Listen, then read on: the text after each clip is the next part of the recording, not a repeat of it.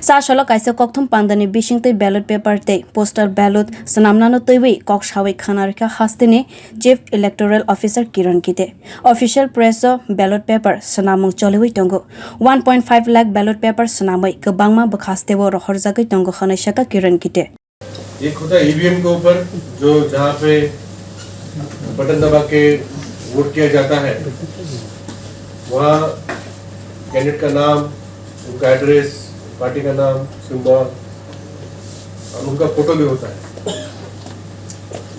और दूसरा है पोस्टल बैलेट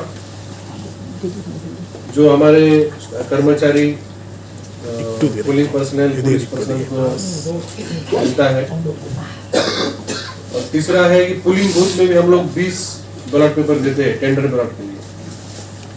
तो करीब 1.5 लाख के ऊपर हमने बैलेट पेपर प्रिंट किए हैं कल आज। और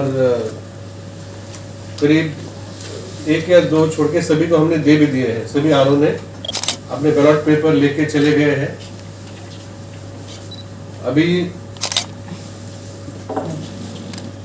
जिलों में ईवीएम ऑलरेडी रिटर्निंग ऑफिसर के पास पहुंच गई है। अभी उस ईवीएम के ऊपर बैलेट पेपर लगा के ईवीएम को कमीशनिंग किया जाएगा। तो ये प्रक्रिया वहां पे होगी। तो कमीशनिंग 10 दिन पहले करना पड़ता है।